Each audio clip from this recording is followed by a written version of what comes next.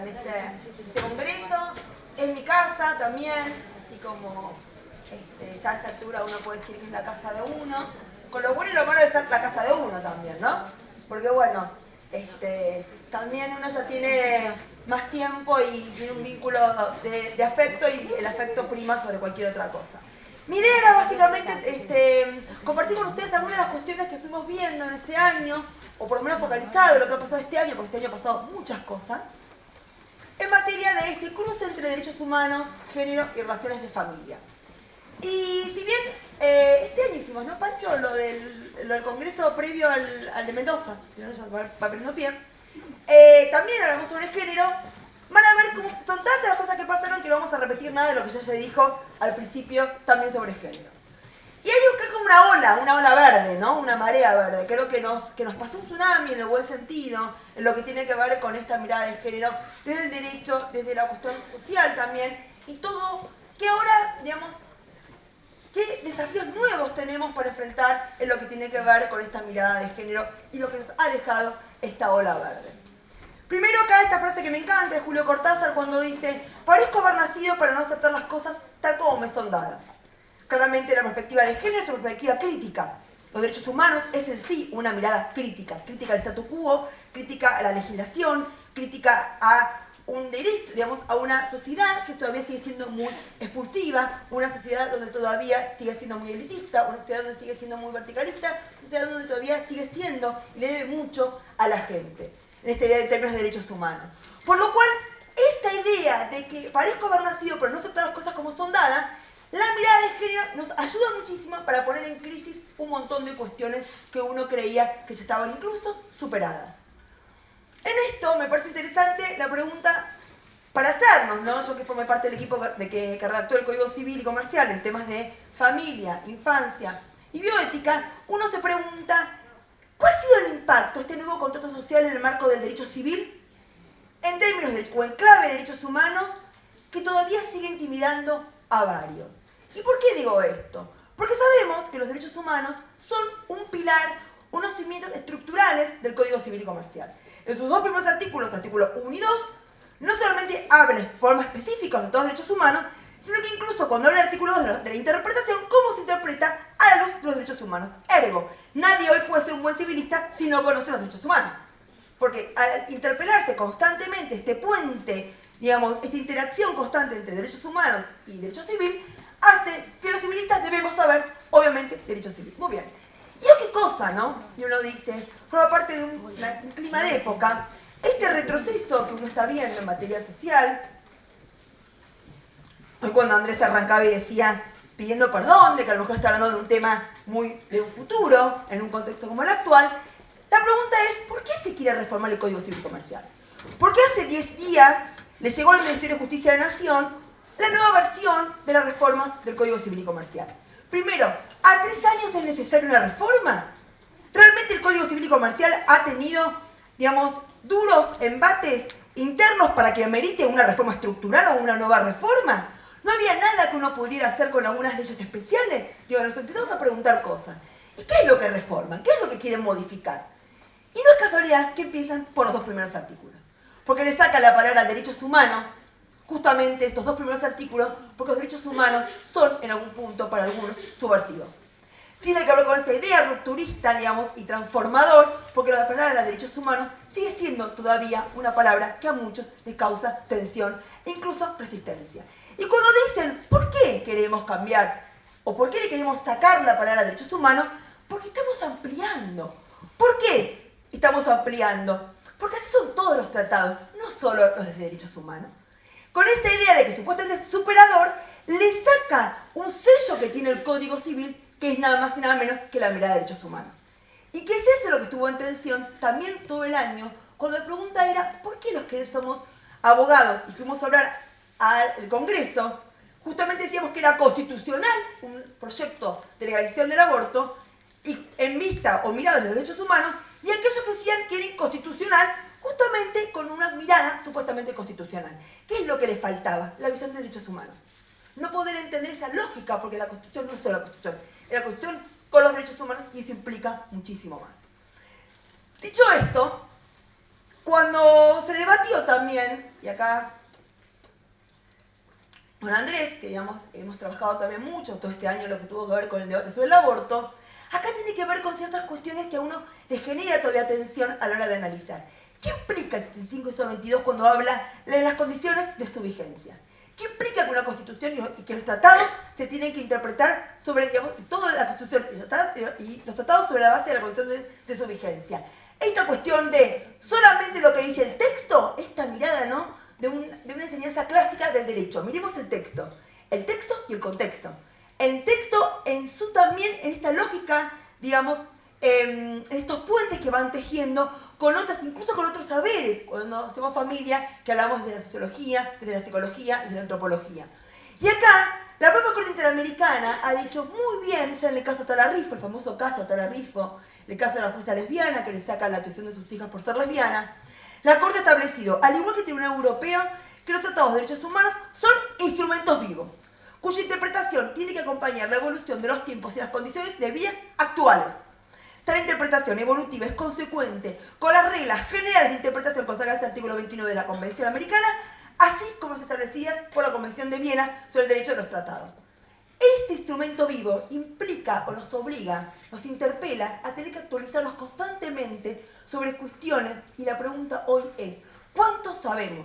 ¿Cuánta empatía generamos con la perspectiva de género a la hora de leer todos estos textos? Porque también en eso, el debate sobre el aborto, esto de, ¿qué es el feminismo? ¿Quiénes se caracterizan como feministas? Digo, acá hay un montón de preguntas que tenemos que animarnos a hacernos, porque esto es lo que hace revisar nuestros postulados desde los textos legales a la luz de la perspectiva de género obligada desde los derechos humanos. ¿Es un código rupturista este? Claramente sí. Y por eso mismo es que el código se lo pretende modificar, incluso en sus dos primeros artículos. Es un código que habla de las igualdades sin perder de vista las diferencias. Justamente, un código va a ser igual o va a ir a la igualdad real si tengo justamente en cuenta las diferencias que se tienen. Es un código también del más vulnerable, un código pensado en la persona más vulnerable, es un código pensado en la idea del empoderamiento, justamente del fortalecimiento, es un código pensado en una visión sistémica de por qué los DES es tan importante para los derechos civiles, es un código pensado en la prevención, el concepto de prevención del daño, e incluso en sus tres facetas, prevención primaria, secundaria y terciaria, que algo que pasó no siga pasando, que algo que pasó no pase más, digamos, en sus tres facetas, y en lo que tiene que ver también con un código de la autonomía y de la libertad. ¿Cuánto miedo se le tiene a la libertad? Justo el lunes estábamos haciendo una charla sobre aborto y alguien dice, pero ¿qué pasa si ahora la gente después del aborto iba a tenerlo como método anticonceptivo y iba a abortar? Siempre esto se nos ha dicho en todas las cosas que hicimos con el divorcio, con el matrimonio igualitario, con identidad de género, con técnicas de reproducción. ¿Qué pasa si la gente no abusa de las leyes? La gente usa las leyes. Nadie va... Es más, cuando decimos el Código Civil, un divorcio incausado. ¿Qué es incausado? No hay plazo. ¿Qué, me puedo casar hoy y divorciar mañana? Sí. ¿Qué miedo se le tiene a la libertad? Todavía se sigue teniendo terror a la libertad. Y más cuando esas libertades básicamente son herramientas que se le dan a un cierto grupo como son las mujeres. Entonces, en este aspecto, acá dice, hombre, pobrecilla, ¿cómo iba a juzgar si no podía ver con esta venda en los ojos? ¿Por qué siempre la que tuvo la venda en los ojos eran las mujeres? Digo, también hay un montón de cosas que incluso uno tiene que preguntarse cuando uno dice la doña Russo para decir de alguien que no sabe nada. Bueno, empecemos también a decir con otra forma, porque también, digo, eso también tiene que ver con una cuestión cultural. Por eso es la importancia de ver que esta gran marea verde, básicamente, ha sido sostenida y lo seguirá siendo por suerte, por las pibas y por la gente joven. Y eso también tiene que ver con una mirada de formación, los chicos y las chicas formadas en esta visión de derechos humanos. En esto, ahora que sí nos ven, ¿no?, que fue como una de las frases muy importantes de este cántico que muchos hacíamos, esto de mujer no me gusta cuando calla, y también tiene que ver qué decimos cuando decimos, con qué formación decimos lo que decimos, e incluso, esto no quiere decir, pues las pasadas según quien hablaba, que tenía un viaje de muchas horas a un lugar, y nos pusimos a hacer un bondi de mujeres que están en la justicia maltratadoras.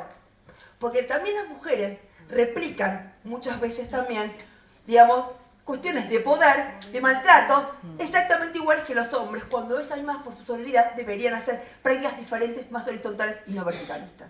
Eso también tiene que ver con un planteo más crítico en lo que tiene que ver con las conductas, de por qué creer que para acceder a lugares de poder hay que seguir replicando la lógica machista de los hombres. Una lógica propia justamente feminista. Y en esto de las mochilas con los pañuelos verdes, tiene que ver con una cuestión simbólica. Yo me acuerdo cuando fui a la plaza con mi hijo, cuando fue en senadores, y que sabíamos claramente que perdíamos, porque los números no nos daban, y aunque hablábamos todo el tiempo, no nos daban. Mi hijo me decía, mamá, a los senadores, ¿no les conmueve esta plaza llena?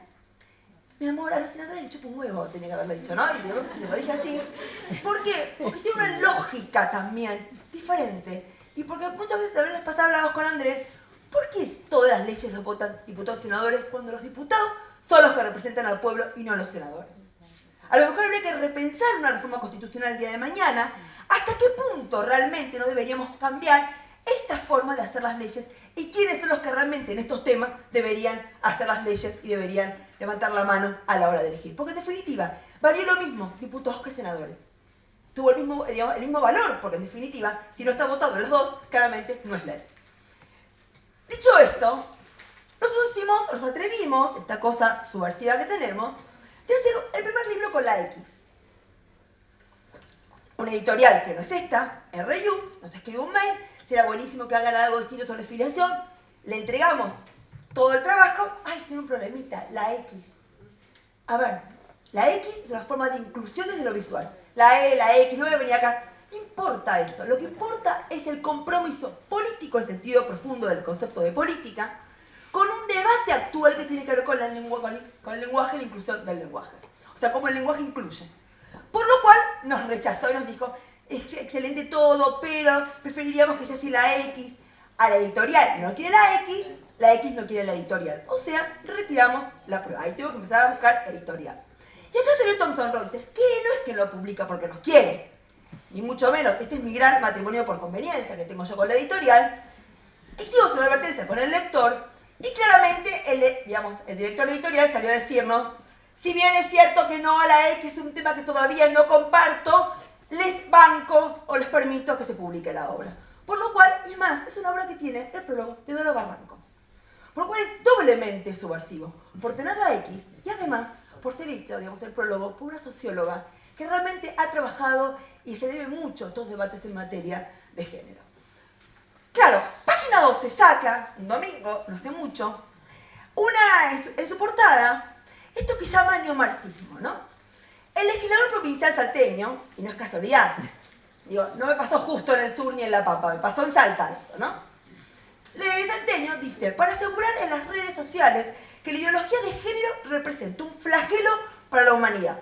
Entrevistado por La Gaceta, se explayó, la ideología de género no solo pervierte el orden natural, el concepto de lo natural lo siguen teniendo muy a flor de piel, sino que además nuestra civilización, dice, la ideología de género, perdón, no solo pervierte el orden natural, sino que además trata de subvertir los valores de nuestra civilización para que en un futuro, lo que el marxismo no pudo con la lucha de clase, lo haga el neomarxismo a través de la lucha de sexos.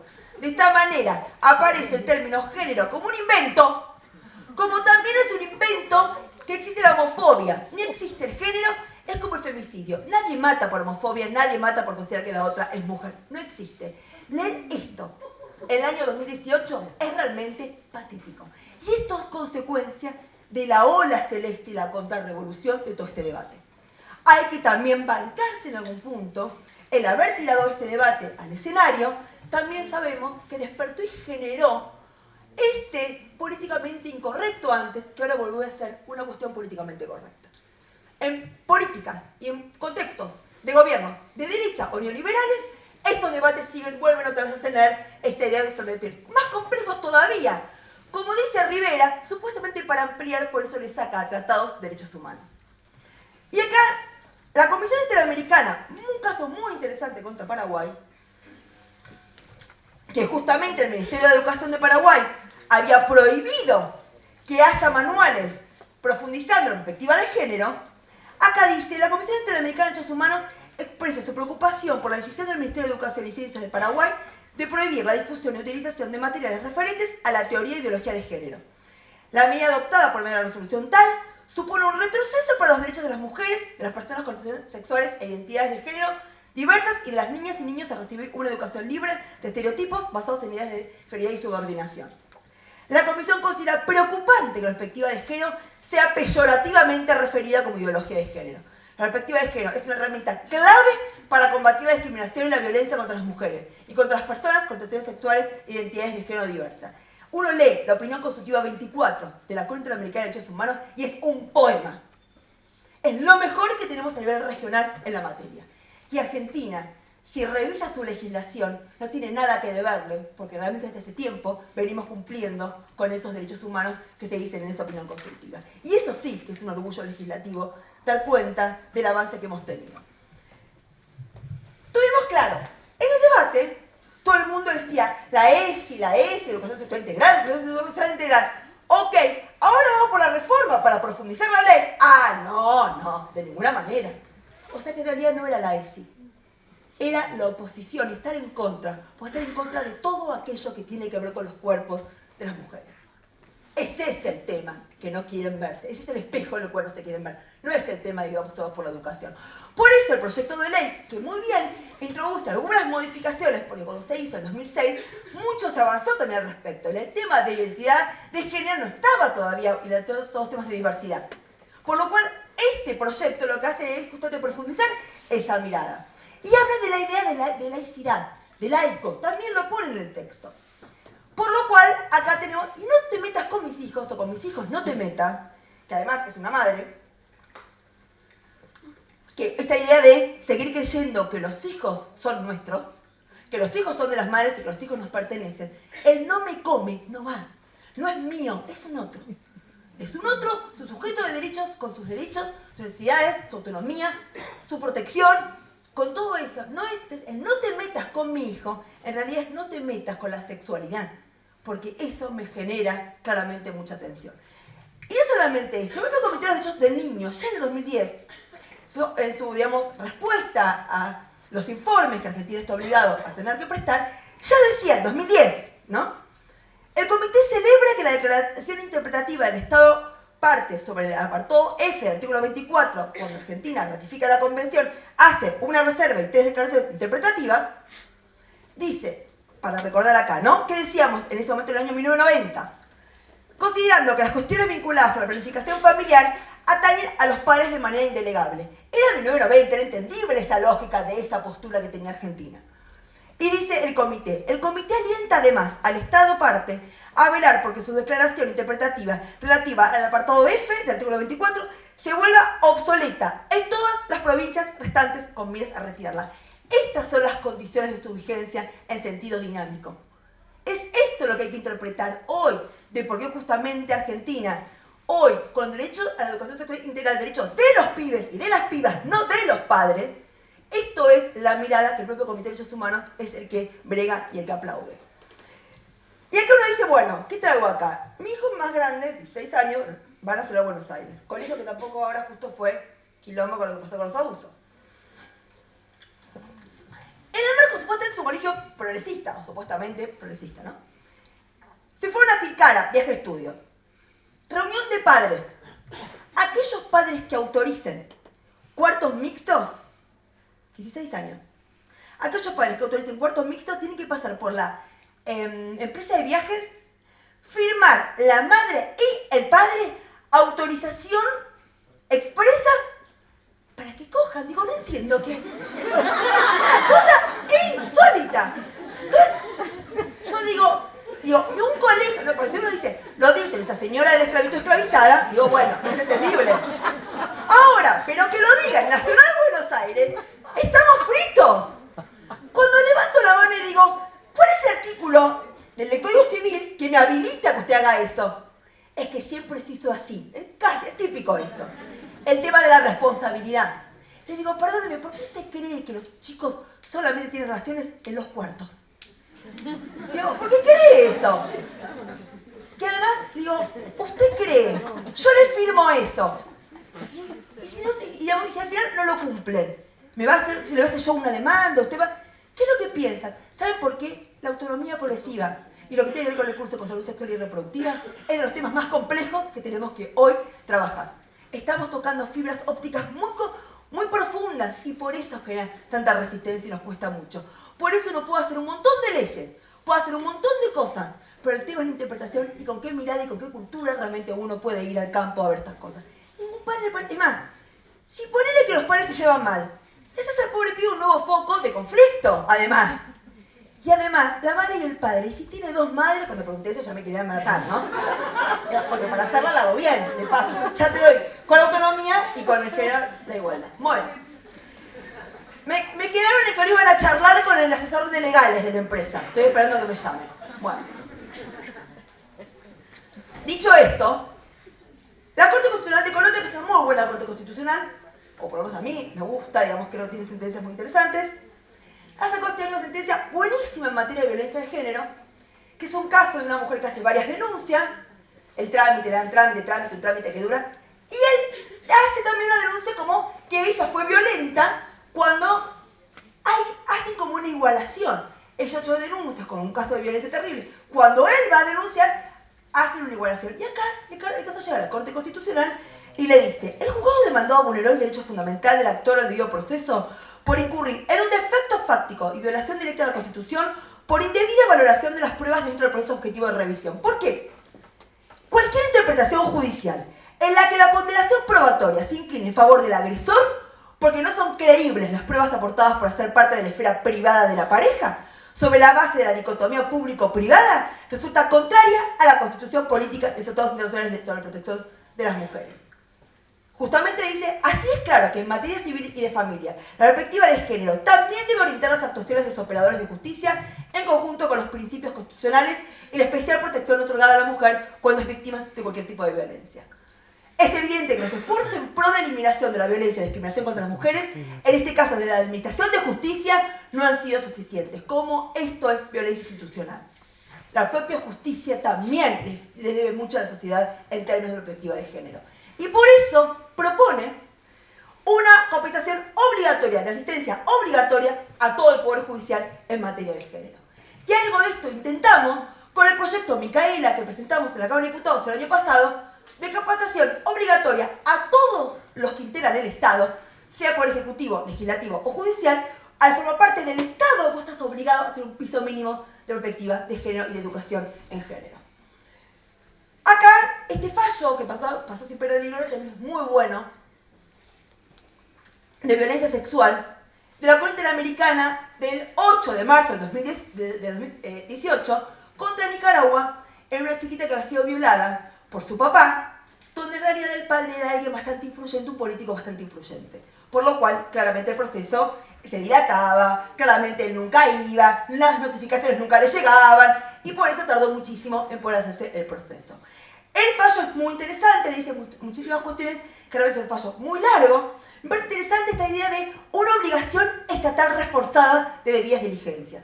Cuando vos tenés doble vulnerabilidad, violencia, y en especial violencia de género, mujer, y además personas menores de edad, esta doble vulnerabilidad hace que la obligación del Estado sea mayor, que la obligación del Estado sea más profunda, que las diligencias sean. Por eso el plazo razonable lo tenés que medir distinto, e incluso en estos casos, porque para los chicos el proceso que tarda mucho más en ser chicos es mucho más el daño que se le hace en un adulto. Y esas cuestiones también me parecen interesantes, como este fallo hace una interpretación mucho más profunda. ¿Cómo pensar o cómo profundizar un feminismo emancipador? También tiene que ver con una crítica a lo mejor interna que tenemos dentro del feminismo. Y en esto me parece interesante, no me traen acá porque ya lo vimos la vez pasada, los que no vinieron se la perdieron, en lo que tiene que ver con aquellas medidas ante el incumplimiento alimentario. Es el primer caso que tenemos, o por lo menos ahora, con el nuevo Código Civil, en el cual la jueza Cipoletti lo que hace es ordenar cárcel los fines de semana. Pues si durante la semana, o si va a la cárcel, el tipo no puede trabajar y no puede pagar cuota alimentaria.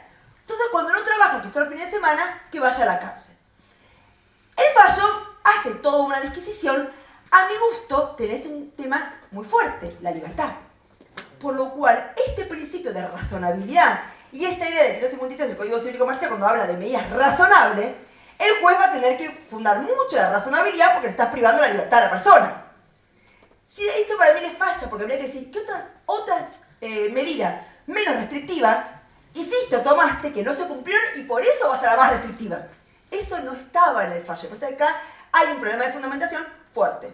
Pero además, la pregunta es, si realmente, digamos, muchas veces uno ve en la justicia que las medidas que se toman pareciera que es el juez contra el tipo, pero a la mujer la deja invisibilizada. La pregunta es, ¿por qué? Si estoy separada y a él va preso los fines de semana, yo me quedé sin fin de semana libre. Digo, también empezar a pensar que en términos de género, muchas medidas que uno cree que responden a él, terminan siendo medidas culpabilizantes, o por lo menos que a ella tampoco la benefician en esa medida. Esa es la idea también de ir viendo desde una perspectiva de género la complejidad que tienen estas cuestiones. Acaba de salir un fallo, lo cual justo en esta nota de Clarín salimos con Andrés sin saber qué pensaba el otro, uno del otro pensábamos lo mismo. En general nos pasa, salvo con a quien votamos, el resto nos pasa, o sea, estamos muy de acuerdo en todo menos a quien votamos. Pero dicho esto, esta idea de un padre que no paga cuota alimentaria en el 2014, la cuota se va agrandando, por lo cual tenemos 800.000 pesos que el tipo debe. También tiene que ver con esta cuestión que también tenemos que profundizar. ¿Qué medidas tomar? Y qué medidas también según la situación fáctica que nos presentamos. Porque alguien que va al SIC, al San Isidro, y que tiene toda una cuestión social, a él que lo deje en el club, repercute mucho más que a lo mejor a quien va a un club más de barrio. Que a lo mejor no tiene esta repercusión de lo social más fuerte en lo que tiene que ver con... Es más, ¿hubiera salido en Clarín si esto no hubiera sido el índice San Isidro? Hay que preguntar también eso, ¿no? ¿Hasta qué punto también sigue habiendo atrás una mirada de clase, una mirada de hechos sociales, que a la hora de profundizar las cuestiones también hay que tener en cuenta? Acá me parece interesante, porque más allá de esto, cuando hicimos el código, que es un artículo que no está en ningún otro país, o sea que no es que cortamos y copiamos, quisimos pensar justamente que sea un código para que se pueda adaptar a distintos tipos de realidades de las personas y distintos tipos de formación de los abogados y las abogadas. Porque vos tenés que tener creatividad para ver en qué caso y en qué momentos y en qué situaciones al otro le aprieta mucho el zapato. Yo siempre digo, yo soy fanática de San Lorenzo, no me quedó lo único que no elegí en mi vida, ¿no? Nací así. Mi papá es obviamente fanático de San Lorenzo, obviamente. Por lo cual, si a mi viejo en su momento no me pagaba cuota alimentaria, a él no lo dejaban ir a la cancha, lo mataban. Es una medida que le sirve a él, a Lames, a Tinelli y a unos cuantos más. A lo mejor otros no. El que va a almorzar termo y tiene... O sea, no importa. Esto es interesante para ir repensando hasta qué punto podemos también pensar en medidas diferentes, innovativas, pero el tema es de no invisibilizar a la mujer, porque si no ahí estamos haciendo medidas que terminan reafirmando estos roles estereotipados de género, y es eso donde ahí no se ve que la justicia todavía sigue teniendo una cuenta pendiente de su formación. Hoy leía el Código Contravencional de Mendoza, porque, no es porque estoy loca, ¿no? Digo, o sea, leí el Contravencional de Mendoza que acaban de sacar, porque tiene varios apartados muy punitivistas. Yo estoy en contra, siempre, digamos, soy civilista, pero la parte penal siempre me atrajo mucho más por mi formación el garantismo de la realidad. Por lo cual, a mí no me gusta el punitivismo en sí, menos me va a gustar en el ámbito civil. Por eso, en estos casos, por ejemplo, inasistencia del alumno menor de edad a establecimientos educativos. Los padres, tutores o curadores de alumnos menores de edad, primero no es curador, porque nunca un chico puede tener un curador, porque parecía un curador que se quiere decir alguien que no tiene ninguna voluntad. Que es una restricción a la capacidad. Pero no importa, eso dice el lujo lo que estoy diciendo, no importa, vamos acá. De manera reiterada e injustificada, los hagan incurrir en inasistencias a los establecimientos educativos durante el ciclo lectivo, deberán ser sancionados con multa, arresto o trabajo comunitario. Pregúntate por qué el chico no va al colegio. No es que por qué no. Y además agrega, omisión de cumplimiento de compromisos asumidos con los establecimientos educativos. Yo que me olvido de autorizar a mi hijo a irse con los... ¿Me van a matar? Que me pasa muchas veces. Marisa, ¿la autorizaste? Al final la Benjamina dice, ay, sí, perdóname, me autorizaron. Pero porque saben, uno viaja. Entonces, omisión de cumplimiento de compromisos asumidos con los establecimientos, los padres, tutores o curadores, que de manera reiterada o injustificada omitieren los compromisos asumidos con los establecimientos educativos, o sea, hay que reuniones de padres, sí o sí, que es un embole padre. Ahí también, multa. No es esta la idea. No es esta la idea, ojo, porque el concepto de seguridad en este contexto es un contexto de opresión y de represión. Y es esto también lo que hay que empezar a revisar. Y yo no estoy con esta mirada, porque los derechos humanos justamente es lo que me lo prohíbe. Si uno conoce lo que es el sistema de protección integral, claramente estos tipos de artículos están en contra del sistema de protección integral. Porque lo que se quiso es justamente fortalecer, algo está pasando entonces acá, pero no es con la multa o con la privación de la libertad que eso se va a resolver. Por lo cual traigo acá a Hilary Duino, que ella es penalista, básicamente especializada en género. De un lado el garantismo misógino, y eso es una patada al estómago a Zafa, y del otro el manodurismo clásico. ¿Cómo escapar de la trampa? Ver las alianzas posibles para que a través de respuestas eficaces la meta sea menos castigo y más justicia. Gestionar las demandas en lugar de repelerlas. Es un artículo que ella escribió en la revista Anfibia, que es una muy buena revista, ni fachos, ni machos, ni fachos. Ahora uno dice, bueno, ¿cómo hemos en otros artículos también podido sortear o poder ver o poder profundizar la mirada de género desde la justicia? Ustedes saben que el Código Civil y Comercial, una de las incorporaciones que introduce, es la figura de la compensación económica. O sea, aquellas parejas, casados o no casadas, digamos, uniones convivenciales, que realmente entre la ruptura, o sea, una de las dos personas queda en un desequilibrio económico muy fuerte, uno siempre dice, yo Marisa, hoy, a mi marido le hace un trabajo buenísimo afuera, dejo todo, me voy con él y con los chicos, claramente yo dejé de estar en el CONICET y no entro nunca más. Pues seguimos así, como no van a cerrar, no entro nunca más. Por lo cual, dejo el CONICET, dejo de venir a La Pampa, dejo de venir a la... O sea, dejo de estar en el mercado laboral. Pasan 15 años, claro, me separo y mi marido tiene que pagar su alimento y todo porque tiene su plata porque él siempre trabajó. Yo no tengo que volver a insertarme en el mercado laboral. ¿Cómo hago? Eso tiene un costo patrimonial que debe ser, no es, qué difícil que cuantificar. Los daños en sí también son difíciles de cuantificar. ¿Cuánto es la pérdida de un hijo? ¿Cuánto vale? ¿Cuánto vale un padre que no puede dar a su hijo, una madre que puede dar a su hijo? O sea, ¿cuánto vale? Es muy difícil cuantificar, pero no por eso no lo voy a regular. Muy bien. Acá es un caso de una mujer, pide compensación económica y le dice, estimado, usted pidió la compensación económica después de los 6 meses del plazo de caducidad desde el cese de la unión convivencial.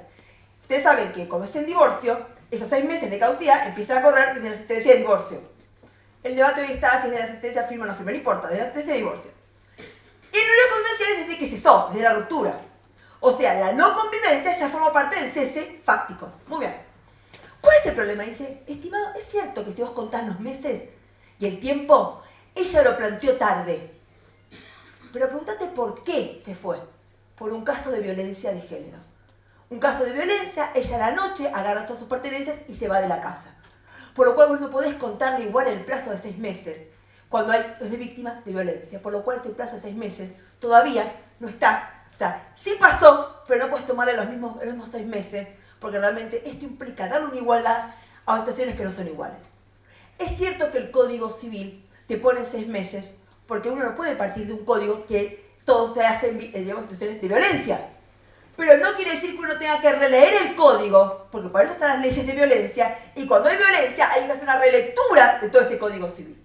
Por eso, esta sentencia es muy buena en lo que tiene que ver con una revisión crítica, y dice, cuando hay violencia de género, no podemos contar exactamente igual el plazo de caducidad, porque encima que es corto, una cosa es corto cuando es igualdad, y vos sabés que de hecho tenés, y otra cosa es corto cuando no podés, o sea, ni a dónde vas a ir. Estás solamente pensando a dónde vas a ir. Por lo cual es un excelente fallo, es el primero que aplica con este concepto de acceso a la justicia, mucho más complejo. El otro caso tiene que ver con este debate que todavía tenemos, que es que es la cuestión de la gestación por sustitución, que ahora con Andrés tenemos un artículo pendiente que tenemos que escribir para contestar al usuario de la porque escribió mal lo que escribió mal. Muy bien. Entonces, es genial, ¿no? Digo, qué poca ética que se tiene. Vos escribís, portada de la ley, un artículo trayendo a colación un documento internacional de las Naciones Unidas diciendo que dice cosas que no dice, con una impunidad. Digo, estimado, demos debates en serio. Por eso fue el problema para mí también del debate sobre el aborto. Ahora 7 minutos, sí, no. No sirvió mucho. Animémonos a hacer contraargumento. Vos, ¿cuál es tu argumento? Tal. Vos contestale, animemos a hacer un diálogo. No podemos ni dialogar en lo que tiene que ver con los temas. Y eso también es un problema. Hacemos un debate sin dialogar. Y esto claramente ahí hay una contradicción que me parece que habría que tomarlo como crítica. La gestación por sustitución es claramente en términos de género uno de los temas que más pone en tensión este concepto de explotación, este concepto del cuerpo de la mujer, este concepto del abuso y el uso, y este concepto de la maternidad. ¿La maternidad qué costo? Como nos preguntan algunos. Muy bien. Tenemos 30 fallos hasta el momento hoy de gestación por sustitución. Por lo cual, más allá de lo que piense, estoy a favor, en contra, me da cosita, no importa eso, el tema es, si yo tengo 30 fallos, tengo una realidad clara que tengo que, por lo menos, dar una respuesta. Y cuando el derecho o cuando la ley silencia, termina siempre excluyendo al más débil. Porque ya el fuerte por ser fuerte tiene un lugar distinto. Por eso la ley necesita justamente ser una herramienta de fortalecimiento del más débil. Entonces, yo en esto tengo una disidencia con Andrés en cómo regular, pero bueno, también tiene que ver con postura. Yo estoy a favor de que haya un Estado presente a través de un proceso judicial previo, que pueda hacer el que realmente pueda haber, y eso es lo que me certifica que nadie pueda ser gestante más de 2 veces. Que no haya de esto un uso y un abuso, porque va a haber un límite en cuántas veces alguien puede gestar para otro. Acá traigo el último fallo. Bueno, el último fallo es genial. Digo, es el peor de todos para mí. Pero digo, genial es el primer caso de gestación por sustitución como causa fuente de la monoparentalidad originaria. ¿Qué quiere decir? Mujer sola, 47 años, no puede tener hijos. Los óvulos suyos ya no son buenos. Tiene que ir a esperma, porque no tiene pareja. Por lo cual es sin óvulos. Ella no aporta óvulos. Esperma de un tercero, banco, en una tercera persona, mujer. La pregunta es, ¿sí o no la gestación? ¿Hay que siempre ponerle algo de lo genético o no? Porque seguimos siendo muy genetistas, muy genético. Si uno habla de las técnicas de reproducción como voluntad procreacional. Digo, te pone a repensar también esas cuestiones. Digo, ¿hasta qué punto? Que eso también es una crítica a nuestro proyecto. Lo que pasa es que nuestro proyecto de reforma del Código Civil, cuando lo planteábamos en un contexto donde ya sabíamos que no iba ni pasarla, planteábamos a debate la figura. Hoy hemos hecho muchos debates al respecto. Y aparte en ese momento teníamos 2 casos nada más. Nuestra fortaleza para ir a pelear ese artículo era casi nula. Hoy tenemos otro desarrollo. Este caso me parece interesante por los argumentos que da el juez. Empieza y arranca diciendo: la diversidad de ideas y el debate sobre determinadas cuestiones, y más en lo jurídico, enriquece la cultura. Mientras que la imposición de ideas, criterios o resoluciones en función del principio de autoridad anula toda posibilidad de crecimiento.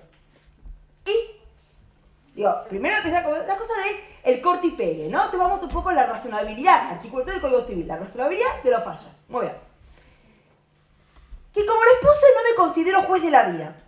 De nadie. A lo sumo y con agrado ejerzo la función jurisdiccional, pero nada más. Se le paga el sueldo para eso, no para hacer nada más que eso. En los términos en que lo resolverá la causa, se tendrá como único límite lo que considero que es el derecho aplicable. Está bien. Tampoco me considero un patán en busca de una gloria efímera a costa del sentir de las personas que transitan el tribunal a mi cargo. Se tenga la absoluta tranquilidad que ninguna motivación que no sea jurídica y con mis propias limitaciones se podrá encontrar en el discurso de la presente resolución. Este tipo se fumó un caño, perdónenme, porque no argumentó nada. Va diciendo cosas de Doña Rosa Don José. Y la pregunta es, a ver, porque una cosa es, el fallo está bien, le hace lugar. Es el fallo número 30. Pero el tema es los argumentos. Hemos construido muchos argumentos de la autoridad, desde la doctrina, como realmente para poder utilizar en estas cuestiones. Además, como se debatió un tema interesante, porque no aporta nada de lo genético, que era el primer caso. Ya que la misma cara y preocupación con que se presentaron a la audiencia las viví desde temprana edad, puesto que mi padre en vida fue ginecólogo con especialidad en tratamiento de esterilidad, con otros procedimientos sin duda, a quien desde niño acompañé el ejercicio de la profesión. ¿Cómo te imaginas? El chico iba al padre a acompañar, la mina pliegas abiertas, o sea, una locura. Aparte, muchas veces en familia pasa estos temas de creer que esto es un derecho menor. Todos hacemos familia. Total, esto es, como yo tengo hijos, porque no puedo saber qué le pasa a los chicos si yo tengo hijos. Como yo en realidad soy una persona que tengo afectos, soy querible, bueno, puedo ser. Y terminamos banalizando lo que esto es la vida, es más, es lo más profundo de la vida de la gente. Las familias que todos tenemos y los afectos es lejos lo más profundo que uno tiene. Si lo es para uno, ¿por qué no es para el resto? Digo, esto de banalizar estas cuestiones también es muy propio de una visión de género, de que siempre familia fue algo de las mujeres y que siempre esto es un derecho que lo puede hacer cualquiera. Y acá dice, con una sensibilidad media, ¿cómo será la sensibilidad media, no? Yo me pregunto a veces, aún en tiempos como los que vivimos y en una sociedad cuasi caníbal, se la agarro con Macri bien, en donde pareciera que el vale todo se impone, no sé qué, más aún para aquellos que tenemos hijos.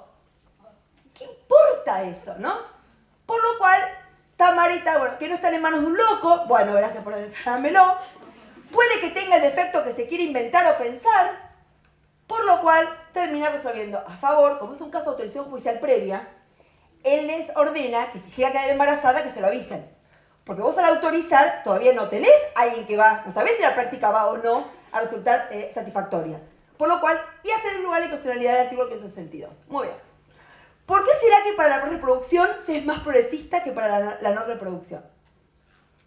¿Por qué para la gestación por sustitución? Como va a ser madre, somos más open mind. Pero sin embargo, para la no reproducción, somos más conservadores. Hay algo ahí también para empezar a replantearnos. Digo, no me parece casualidad la diferencia de mirada y las restricciones que tenemos por un caso comparado. Y miren cómo la Corte Federal, en un caso del 14 de agosto de este año, tiene una mirada súper, supuestamente open mind, al no poner la limitación de 3 técnicas de reproducción in vitro, las de alta complejidad, como límite. Es como que para reproducirse somos más, y si va a ser madre, qué bueno eso, ¿no? Y la pregunta es, ¿eso realmente es bueno? Y de una perspectiva de género, ¿es realmente bueno? Termino y voy cerrando con esta fallo que pasó ahora hace poco, que tiene que ver con género, derechos sociales y crisis. Claramente las mujeres somos las más perjudicadas en contextos de políticas neoliberales. Porque con una composición que sigue siendo tradicional, las mujeres somos las que seguimos creyendo que somos las principales cuidadoras de nuestros hijos, las que tenemos la exigencia en la carga del cuidado y las que tenemos que salir siempre a bancar la olla doble cuando hay momentos como los de hoy, que son momentos de crisis. Yo formo parte del CONICET, el INTI forma parte del sistema científico en la Argentina, y como saben, el INTI a principios de año echó a varios trabajadores de su planta. Claro, tenían chicos en la guardería. Ellas hacen un amparo para que puedan seguir manteniendo hasta fin de año a los chicos en el jardín, para que ellas, ya que les va a estar sin trabajo, puedan salir a buscar otro trabajo y mientras tanto, que los chicos sigan estando escolarizados, digamos, sigan estando en las guarderías. Acá dice, ¿no? En primera instancia dice, no estarían cumplidos los recaudos por el amparo. Digo, el retroceso que estamos teniendo con fundamentos que uno ya creía que no existían más. El amparo no es la vía idónea para... ¿Cuál es la vía idónea? ¿Por qué siempre la presunción, otra vez de nuevo, que el amparo es la última ratio, cuando la ley del amparo debería ser la primera medida, justamente ante uno? Porque sabemos que cualquier proceso judicial tarda un montón de tiempo, y si hablamos de escolaridad, hablamos de un chico que no está dentro de la escuela. Y el tiempo cada vez es peor para el chico. O sea, ¿qué vía más rápida hay que esa? O sea, te tiene que saltar solo educación, amparo.